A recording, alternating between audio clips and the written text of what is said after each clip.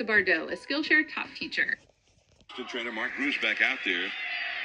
Bruce Bochy. Oh, maybe it's an ankle injury. Remember, a lot of times when you're rolling an ankle, you're landing on an inversion injury. Usually in those instances, you board-certified family medicine doctor about to diagnose some MLB injuries. I wonder if my Little League skills would still hold up to this day. Oh, pop fly, Sure, sack Holmes has fly. the best arm. Fairly shallow. More center than Let's see the arm. Shoot the arm. Cousins is going to test it. Posey can't handle it. Oh. Gets clobbered. It looks like maybe his leg got caught underneath him and his knee might be problematic here. Here we go. Gressner and assistant trainer Mark Bruce back out there. Bruce Bochy. Oh, maybe it's an ankle injury. Remember, a lot of times when you're rolling an ankle, you're landing on an inversion injury. Usually in those instances, you have a sprain of a ligament or a tear of a ligament. But if it happens to be an eversion injury where your foot turns outside, there's a ligament on the inside there called a deltoid ligament. And that is so strong that it usually ends up ripping off a piece of bone, creating what's known as an avulsion fracture. Posey suffered a fractured fibula and torn ligaments on his ankle, requiring season-ending surgery. There's two bones in the lower foot. So on top you have the femur, on the bottom you have the tib fib, and the fib is on the outside. So it looks like he had an inversion injury, but it must have been so bad that there might have been a fracture from either an avulsion where the ligaments ripped off a piece of bone, or the ligaments tore, but then also there was contact that created a fracture as well. But also, Buster Posey went on to win Comeback Player of the Year, the National League MVP, and 2 World Series championships with the Giants. Impressive stuff. Oh my gosh. Hit by pitch. I mean, you could tell right by the pitcher's reaction that this was a complete accident. And it caught him right, it looked like up under the helmet. Oh my God, that's a broken orbit. I'm so worried for the nerves. I'm so worried for the muscles. Cheek. Oh, yeah, that's a zygomatic arch fracture. That is recoverable, though, as long as no significant head trauma, meaning brain trauma, had occurred. Stanton suffered multiple facial fractures, dental damage, and cuts that needed stitches. On December 17th, the Marlins announced that Stanton would shut down the rest of the 2014 season. Wow, I mean, it's very difficult to see after an injury like that. There's lots of swelling. Also probably hard from, like, a traumatic standpoint to get back up into the batter's box and face pitches flying at you 100+ miles an hour. For a manager, all the buttons that you push, you're hoping for good things, and they just haven't happened that way. Oh, did he catch it? Half is on the ground. Molina comes in to score. Escobar scores. I think he got hit at the side of the head there. It's so hard to see it happen so quickly. It's so important to put patients on a brace like this to protect at least the cervical spine so that you don't move it when the spine itself is unprotected. Remember, the spine sits within a vertebral column that protects the spine. But now if there are fractures and loose bony fragments in that area, that could potentially create a severed spinal cord. And that's obviously very devastating because the higher up a spinal injury occurs, where you have, like, let's say, a complete tear, the more likely that you are to become further paralyzed and potentially to the point where it could be so high that it could be lethal. According to ESPN.com, had been placed on a 15-day disabled list with a skull fracture behind his left ear that doctors believe will heal on its own, as well as a sore right knee that he tweaked when he dropped to the ground. Wow, so there's a little area in the back of the skull here called the mastoid process. Not related to this, but what's interesting about the mastoid process is that if you have an ear infection, let's say an inner ear infection or a middle ear infection as we call it, if untreated, can actually progress in some instances to an osteomyelitis, which is an infection of the bone directly here in the mastoid process, which is why whenever we do an exam, we might feel this area to see if it is uniquely tender. Ground ball right side. Chris Johnson's got it. Oh no, Jason Gurley is down. Oh my God. That's the problem with a lot of these shoes. Whenever you're trying to change direction, they can get stuck in the ground. He was hurting all the way over there. Interesting. I wonder, there was no misstep. He was hurting all the way. Was it a stress over fracture that his foot looks pretty loose there. Atlanta Braves closer Jason Gurley suffered a torn Achilles while running to cover first base during the 9th inning against the Colorado Rockies. The issue with not having an intact Achilles is you have no control of your foot, so your foot's essentially dropped. When a patient comes in and if we want to see if the Achilles tendon is intact, you essentially squeeze the calf. And when you squeeze the calf, you should see the foot flex. And if you're not seeing that flexion and the foot moving from squeezing the calf muscle, that's considered a positive Thompson test. You would suspect that there is a tear, either full tear or partial tear of the Achilles tendon. Look in, get my sign. Oh, one-handed Glove pitcher? in front of my body. I wanted to hide my grip. Worried about the third base coach. Worried about the first base coach. Oh, because he was worried about the coaches tipping off the player. Set. Eyes still on the target. I mean, his eyes were kind of on the ground there, but... Back to the mound. He goes to second for one out. Oh, we got the double play and all. Here's Abbott now. He took Lieber to Hey, a full Christina. count in the second inning before going down on the How you stretch. doing, love? Lining over the Wait, he's batting? Jim Abbott's first major league. What? He's gonna score a run, baby. Dare I say he did that single-handedly? We'll have 3 men on. This one almost gets Reyes was going wacky. Elbow Does injury. not look good at all. According to Pete Abraham of the Boston Globe, Lackey is suffering from a simple bicep strain rather than a more serious injury many had feared, just as I had feared. As you can see by the title, bicep, there's two muscles that actually form the biceps, and based on their attachments, it can create a strain when throwing a ball because of that torque and spin that you're trying to put on the ball. That's why a lot of movements like this, which we call supination, require the strength of the biceps. And part of our special test that we do to check the long head of the biceps tendon up there in the shoulder requires us to make use of the supination motion. Tough up. Ramirez gets rid of it quickly. Oh! Oh my God! Anytime you have neck hyperextension, you start threatening the arteries in your neck. Most likely to be injured here are the vertebral arteries in the back of the neck that run on either end of the spine. I mean, you also have the carotids that just so much can go wrong there. Ramirez had to get rid of it quickly because he knew Lewis runs well. Thank goodness his outstretched hands took some of the force. And yes, I know it still was a bad injury, but it could have been a lot worse. He landed on his head. Royce Lewis appears to be okay now. He's okay? Incredible. I mean, the momentum must have carried him perfectly, but there had to have been some kind of strain on the anterior scalenes. At least the sternocleidomastoid, a muscle that attaches from the sternum, clavicle, mastoid, the mastoid process right here. It's the muscle that attaches here. So imagine if it pulls on it, that's the kind of motion that it does. Off the end of the bat of a short center field. Ooh, sharp hop fly. Damian Jackson going out there. Oh my God! And the ball is dropped. Throwing to second, and it's still got the runner. Wow. But Damon and Jackson. You gotta call it. Oh! They ran head first. I have been a witness to these types of head-on collisions during soccer matches where both people went up for a header, and that clunk, that sound, nothing can prepare you for hearing two skulls just crack against each other. And even the injury is initial when they bump into each other, but then when their heads hit the ground, that's also the secondary injury that could be equally as problematic, if not more. You got to remember, the brain sits in a soup, so when you rattle it one way, it's going to come back the other way. It's called a counter-coup injury. Johnny Damon was on the ground for 9 minutes before taking off. He had a significant concussion, but was alert awake when he was taken to Highland Hospital. Thank goodness, because those types of injuries can become really problematic. There's all sorts of bleeds that can happen in the brain, both epidural and subdural, depending on which layer. This above is why the they brain need doctors is on the bleeding. field. So very lucky that this turned out this way. Alan, for years, the Giants held out. Sam, you just put Giants. No, this Matt is unfair. Williamson would be their next star outfielder. Put the Padres in. He had it. Oh, you're lucky you don't break your neck. It was hard to watch. Oh, wow. Williamson running full speed after a foul ball, tripping over the bullpen mound and into the sidewall.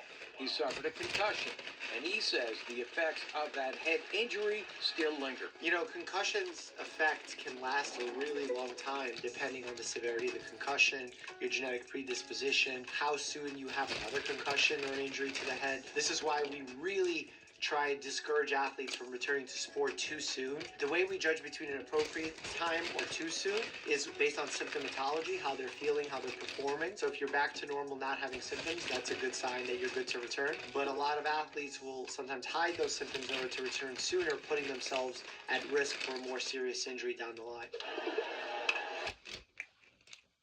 ClickUp AI Note Taker is different than all the rest. It allows you to focus on your meetings, not your notes. It captures everything, from action items to... Off the end of the bat, cool shot. Can anybody get the first? Machado's going to beat everybody. Beckham went over to get it. Machado fell down. What happened there? Second. They're going to tag him, but he's hurt. Oh, my gosh. Remember, through mechanism of injury, we can oftentimes see and predict what the injury is. Based on where the force is coming from, where the body weight is going, we can see which ligament or muscle or bone is affected. Could be a terrible triad type.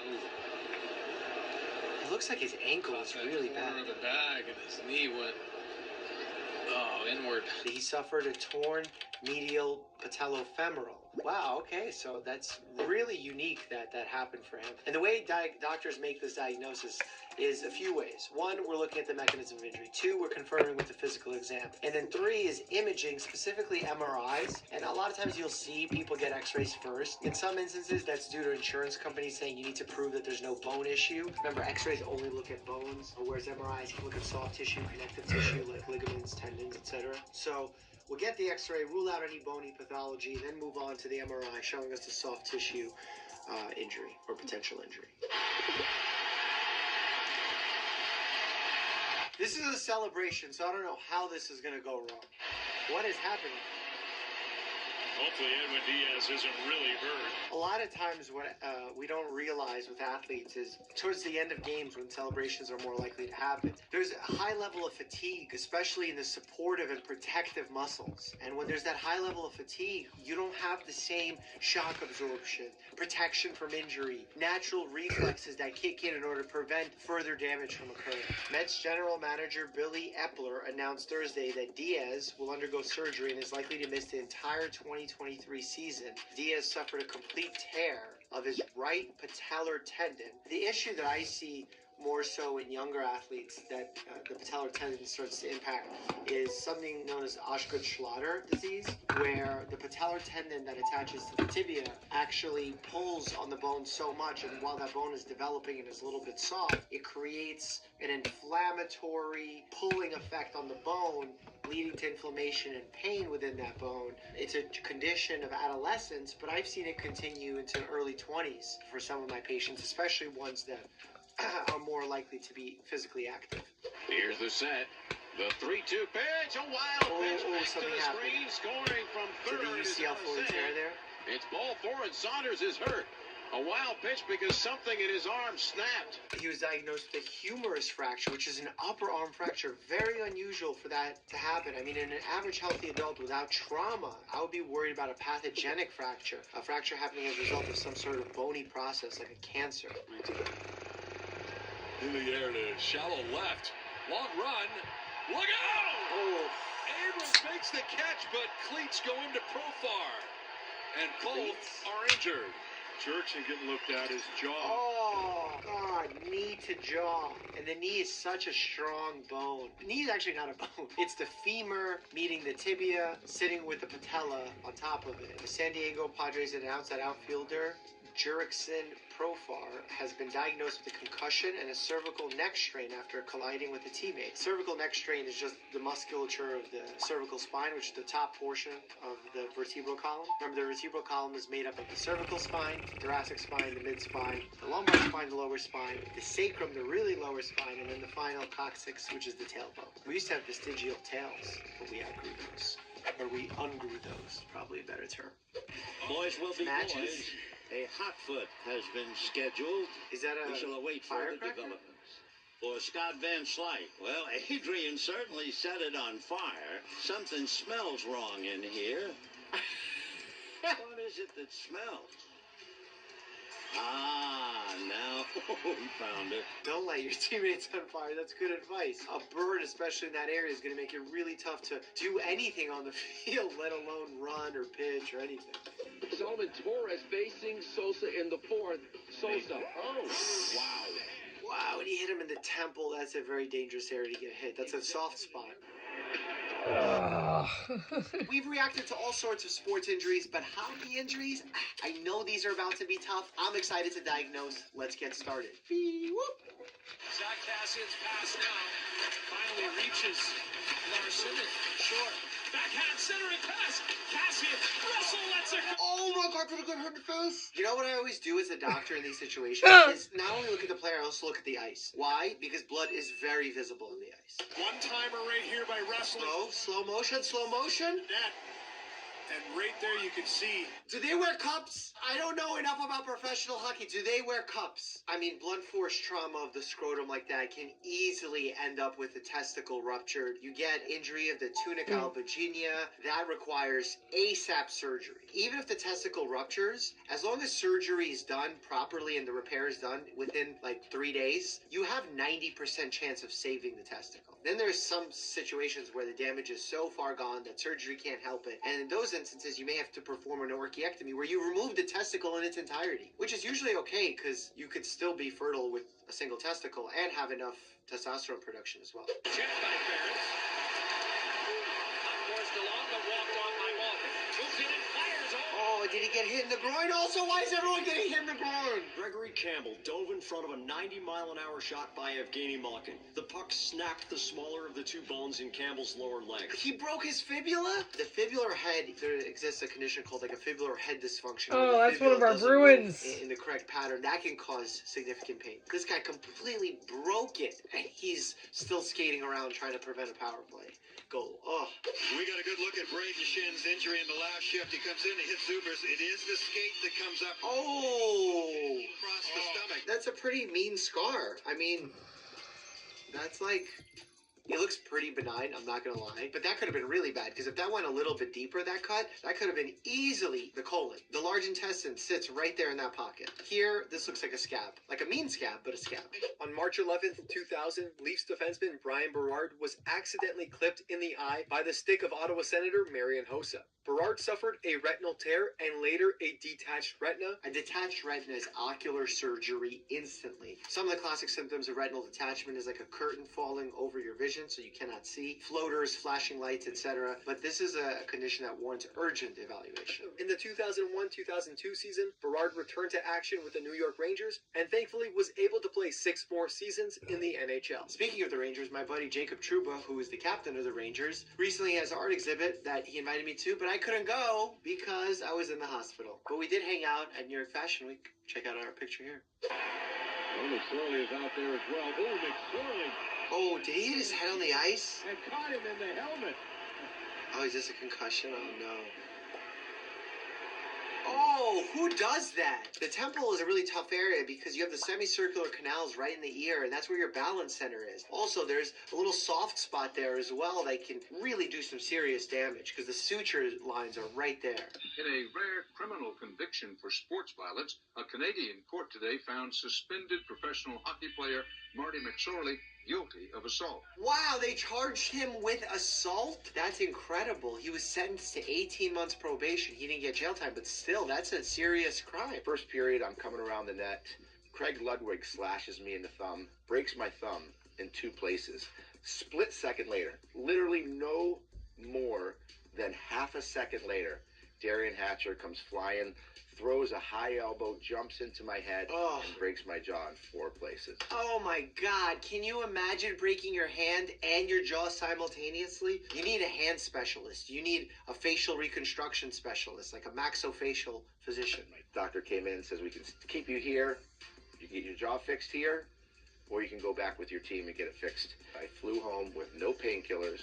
Wow. Couldn't drink, couldn't eat, spitting into a cup. I went through 2 cups of spitting blood because I was literally severed inside my mouth. Why was it worth traveling with a team to not get that fixed? I don't get it. I want to celebrate people who are tough, but when you're just being macho to be macho and you're putting your health at risk, I got to point out the flaw in that mentality. It's one of the greatest nights in Southern California hockey lore, and it's one he doesn't remember. On his stick, he moves it. Oh, that's a bad hit. It looks so bad. When he was almost 1 minute, like he didn't move any. There's no movement. It was scary. Yeah, in those situations, you want to keep them as immobile as possible in order to get their C-spine stabilized, to get them off the ice in a safe manner. You never know what is damaged surrounding the spinal cord. Sometimes unnecessary movement can do more harm than good and actually can end up paralyzing someone. Ball for He's had cushion problems in the past. I don't remember anything live. I wouldn't have helped him off the ice. I would have gotten the backboard. That's just too strong of a hit. When I saw that hit, I said, there's no way he can come back. These days standards, he would never come back and play again. That's unnecessary. Again, that's that macho mentality that's going to cause someone to become permanently disabled or just miss a couple of games. Like, the risk is just not valuable. Remember, when you lose consciousness from a concussion, that means your brain's experiencing massive inflammation, massive damage, and it's in a vulnerable state. So to go out on the ice and risk getting a second concussion is putting yourself in a situation for permanent brain damage. Steve, I just want to apologize for what happened out there. That I had no intention on hurting you. And I feel awful for what transpired. Is that because he fell on him and his face hit the ground first? 3 fractured vertebrae in his neck with a grade 3 concussion, vertebral ligament damage, facial cuts. Wow, amnesia. There's just like a lot of neuro injury from a single accident. That's what happens when you get knocked out and then you start falling, only to have someone land on top of you in the process. What is your health like right now? I still have a bunch of things, but headaches and lower energy than I used to, and requiring more sleep, things like that. Obviously, it's hard not to think about the most important thing that I can't do, which is play. I don't know how they deal with these criminal situations, because like in hockey, isn't fighting celebrated and that's part of the sport? And then you hurt the person, is that considered a crime when that's part of the sport? That's like saying boxing, you punch the guy and then you're going to get arrested. I don't know, like it's tough to wrap my head around.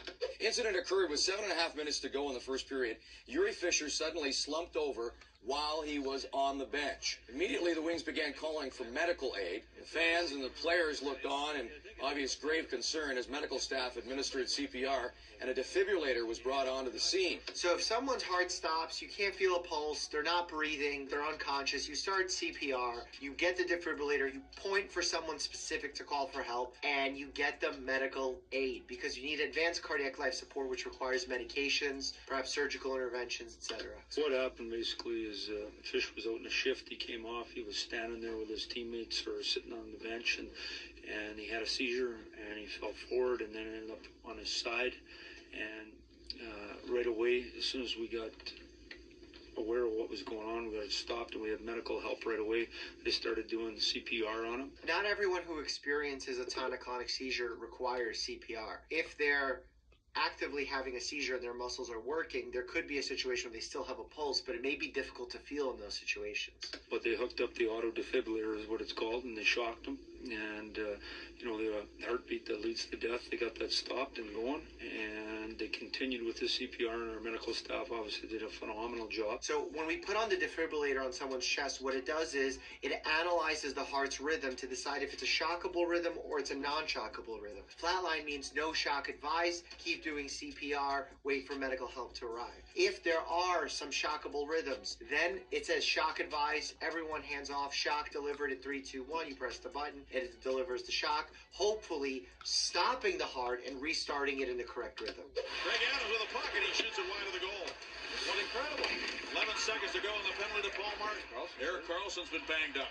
He's really hurting, too. I can't tell what's going on. He's knee, ACL? I don't see blood. That's a good sign. Let's take a look. Oh, skate.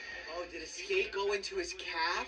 On February 2013, Karlsson's Achilles tendon was lacerated. Wow. He returned just 10 weeks to the day. Wow, he must have not had a complete laceration, but still, that's an incredibly painful injury. And the Achilles tendon attaches to the calcaneus. It's basically the extension of the gastroc muscle that allows attachment to the bone and really, really strong propulsion of the lower body. A seemingly normal game between the St. Louis Blues and the Buffalo Sabres stopped in forward as goaltender Clint Malarchuk goes down, bleeding from his neck. Oh no. 6-inch laceration that partially severed the jugular. Oh no, I'm looking at the ice like I said earlier, and with the ice, I see what I don't want to see. While the players scramble, the team's medical staff rushes to the ice. But Malarchuk was fearing the worst. You want to put pressure on that area. Rapid evacuation to a surgical center. A former combat medic and the team's athletic trainer kept pressure on the wound. Good. He stayed by his side as Malarchuk was rushed to the hospital. Right. I swear I've never watched this before. 1.5 liters of blood and 300 stitches later, Clint Malarchuk seems to have pulled through. Wow, what a life saved. After surgery to repair the damage last night, Malarchuk was up and about today. That's incredible. Clint Malarchuk had just survived one of the worst moments in NHL history. That's incredible that he survived. To get the jugular vein cut that has so much blood supply to it is truly, truly incredible. Wow. I started to have flashbacks. The nightmares were the worst. Wow. I'd be sound asleep and I'd see that skate come up, and I'd wake up straight up in bed. I mean, he's describing symptoms of PTSD. And, you know, in common tongue and in common language, we talk about PTSD as if it's not as serious. We need to be very careful with this condition because people who truly have PTSD suffer greatly. And I feel when we use that term lightly, we make light of their struggle. These hockey players are survivors, but these people...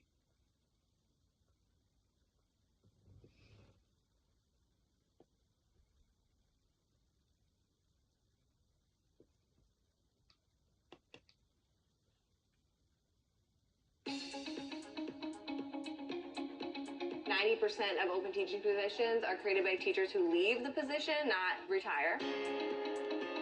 There are some mean crashes in NASCAR, F1, Indy, and we're going to watch some of the meanest ones. But know that everyone survives in the clips that we're about to watch, and we're going to talk about the medical situations in each of these scenarios. Also, huge thanks to ShipStation for sponsoring this video.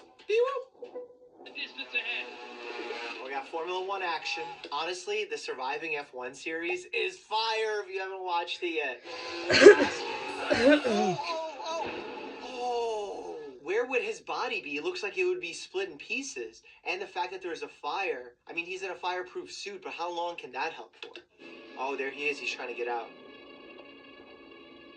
Oh my God, you gotta spray him.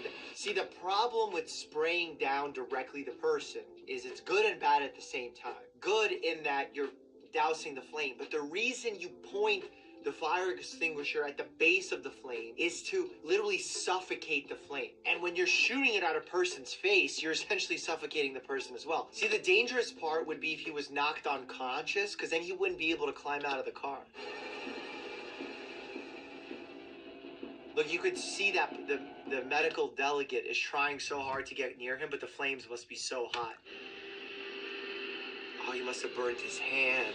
Burns to the hand are so bad because of the contractures that can form that the skin essentially starts becoming flexed. And you're going to need multiple surgeries usually and occupational therapy. Shout out to my occupational therapists out there to help work that hand open and keep its strength or recover its strength. Wow, he's walking away from this? Not even walking. My guy's running away from him. Not only has he survived going through a barrier at 160 miles an hour. 160 miles an hour? And how is he not concussed going from 160 miles an hour to zero so quickly? The danger in crashes is going from a high speed to a zero speed because all of that inertia carries your organs forward, even the brain. The brain sits in a soup, so it starts hitting the front of your scalp when you come to an abrupt stop. And I know they have neck stabilizing devices in the car, but whoa. He's insisting, no, we'll get the ambulance here. But he wanted to demonstrate that he was okay. He got a message to everyone, his wife and family in particular. That okay, beautiful message. Medically, I hate it. Adrenaline in moments like this is rushing so fast that you might not have any idea what's going on in your body. You might be bleeding internally. You might be bleeding internally into your skull, having a stroke. So many things could be going wrong right now. And just to symbolize that you're great and strong, you do the extra walk, unnecessary. Actually, it's the same reason in boxing, once there's a knockout, they don't have people just usually stand up right away after the match ends. They first bring them to a stool. They have them calm down in the stool and they evaluate what's going on there and they have the doctor speak with them. Then they have them stand up and then they redo it again. And there's reasons for this progression because we want to make sure that the body and mind are both safe. Looks like he only suffered minor burns to the back of his hands, a sprained left ankle, and was discharged from the hospital soon after. That's crazy that's all that happened. I mean, I sprained my right ankle walking to the refrigerator the other day on Bear's Toy, and this guy's surviving a 160 mile an hour wreck. Outside making a move. Okay, Indy. For those of you who don't know, I was with Mario Andretti in an Indy car. Did a lap. How about you? Oh, they're gonna touch wheels. They're gonna touch wheels. Oh, they touch wheels on a turn. That's awful. Oh my God. That's Robert Wickens and his teammate. Robert Wickens, they got everybody. Oh my God, the spin's ridiculous. The strain and force a spin like that puts on your neck, I can't even begin to understand. Because when I took those turns with Andretti, I felt it in my neck, like my whole head being pushed to one side. When you're spinning like that, constantly changing direction, the amount of G's is incredible. Nothing like even my F16 experience.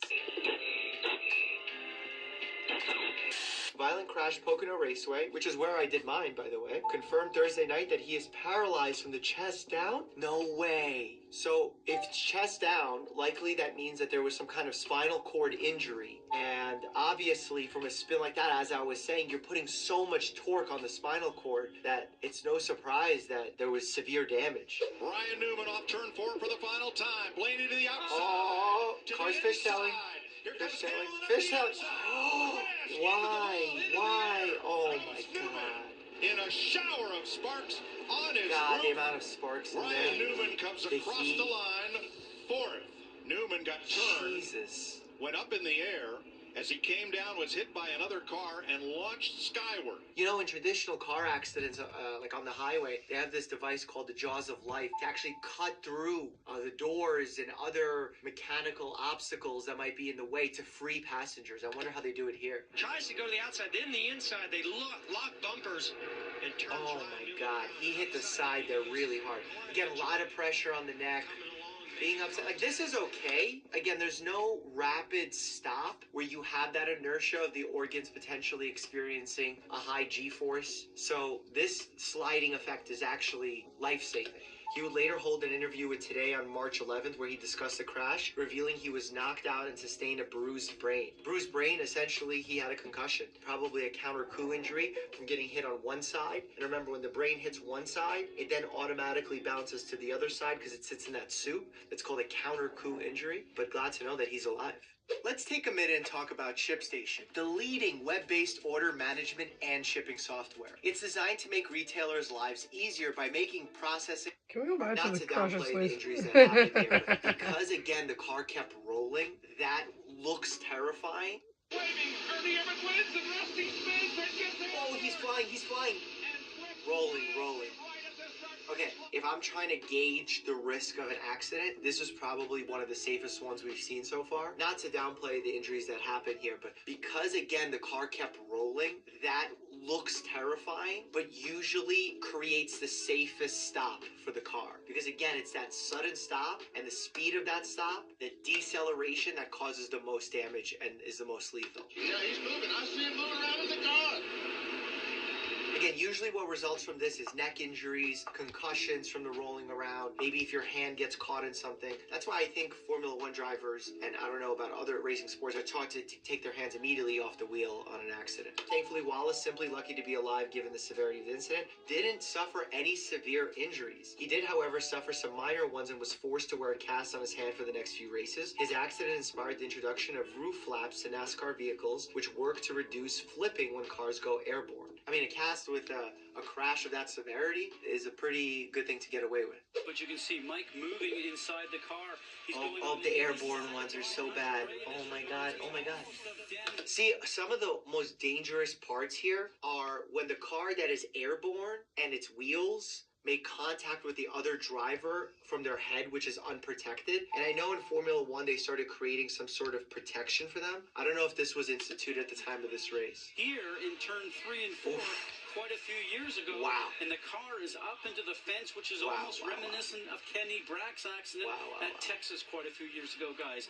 Very, very lucky. Yeah, so he went body into the fence, which again takes a major toll on your spinal cord. Because imagine you're sitting and your spinal cord experiences all those compressive forces, puts pressure on your discs. I wouldn't be surprised if there's a disc herniation involved here, bulging disc, maybe even a disc rupture from the severity of that injury. Conway had surgery for multiple fractures in his lower left leg and had been diagnosed with a compression fracture in his back. That's interesting because I was talking about disc compression, but the vertebrae, which are the actual bony bodies in between the discs, can fracture as well. Must have been a lot of damage to his spine, but definitely can recover with surgery from that.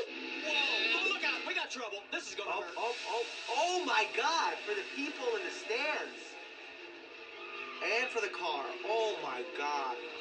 Oh my God, multiple hits. The whole race is over.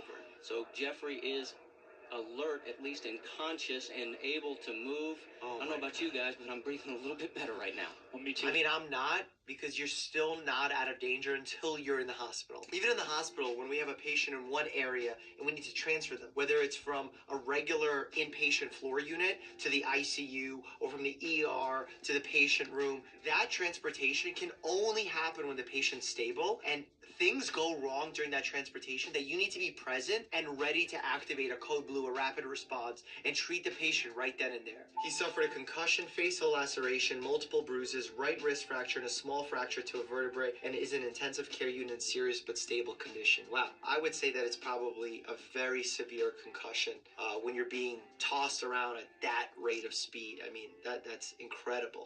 Just as I walk out of the infirmary, they said Lee Petty just went over to turn 3 and 4 wall.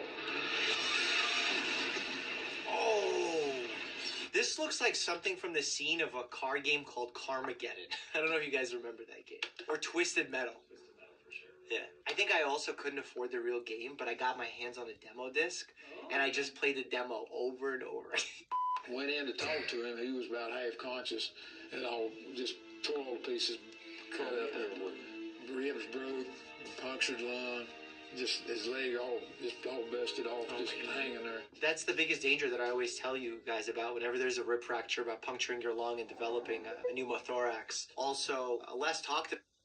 Okay, so pneumothorax occurs when air escapes from the lung, filling up the chest with it, putting pressure and preventing the normal expansion of the lung when you take a breath. But equally dangerous is if that rib fractures in an area where it nicks your aorta, you have massive internal bleeding. That's a deadly, deadly injury. Lee Petty's car was destroyed, and then they took his broken, apparently lifeless body to the hospital. It was some time before he could have broken bones fixed. They waited to see if he would stabilize as he lay in a coma. He spent 4 months in the hospital. Petty did return to racing, but he was never quite as competitive again. Wow. Oh, throwback. Okay, let's see what happened. Oh, wow. Okay, those are the ones I'm talking about, where you're going high rate of speed, and then you come to an instant stop. That's where you lose your life. There's Michael Waltrip now, standing up, climbing out from around that shredded, mangled mass of sheet metal. What, he's just walking out? The Pontiac Grand Prix just a few moments ago. Yeah, Ben, I think I'm all right. Got some contusions and a little bit of confusion, but that's probably not too unusual. That's not unusual. That is unusual. When we decide whether or not to scan someone's head for an intracranial bleed, it's based off of certain signs and symptoms, but also the mechanism of injury. And going 100 miles an hour or whatever that was to 0 is most definitely a high-speed accident warranting a full-body CAT scan. I think I'm all right. We'll go home and get a good night's rest tonight. No, you don't go home. You go straight to the hospital. I hope you went to the hospital. You know, my seat stayed secured in the frame rail, in the only frame rail really that stayed as a part of the back of the car. This part went back. I think the only thing that really saved him here was that he hit the outside of his car, not his own side. If it was the driver's side that had that impact, it would have been a very different outcome. Alonso, let's go. This is McLaren days, not Ferrari days. Oh! There goes his front tire. Oh, it's so hard to make out what just happened. Is he okay? The whole axle looked like it went. He walked away like that? That's him? Wait, is that Esteban Gutierrez? That's my friend. Look at all these pictures of me and him. You see the sky, and you see the ground, you see the sky, and you know exactly where you are, and you keep moving, you want to stop. Then the car stopped. I saw a little space to go out, and I said I go out quickly. And my mom will watch TV, so I want to be out quite quickly. And I say that I'm okay. I feel fine physically, but everything hurts a little because you move around so much at those speeds. The knees, what bothers me most is it hit the steering column, but I feel very lucky. Very lucky. Everything is going to hurt for a while. And honestly, you should be under observation because if you're even having a small bleed internally, you want to make sure that you're able to act quickly. So I have a funny story with Esteban Gutierrez. We went to a family dinner. I took him on my Audi TTS, and I was going to drop him off at his place and then go home. And I'm with a Formula One driver. I'm going to drive and try and look cool. And because of that, I turned into the Holland Tunnel in the city, and I didn't mean to do that. So I was like, oh my God, I turned into the wrong thing. So I was like, let me just back up real quick because I'm not that far in. And as soon as I started backing up, you see a cop walk out onto the street and go, excuse me, sir. Come on. And had me pull up, checked my windows for tints, started writing me tickets. I was like, officer, I'm so sorry. I made this mistake. I'm a physician. This is a Formula One driver. He's like, I couldn't care less. Here's your tint ticket. But yeah, that goes to say that even if you have a Formula One driver in your passenger seat, don't try and show off because things will go wrong. Oh no. Oh no, this is going to be the worst one, isn't it?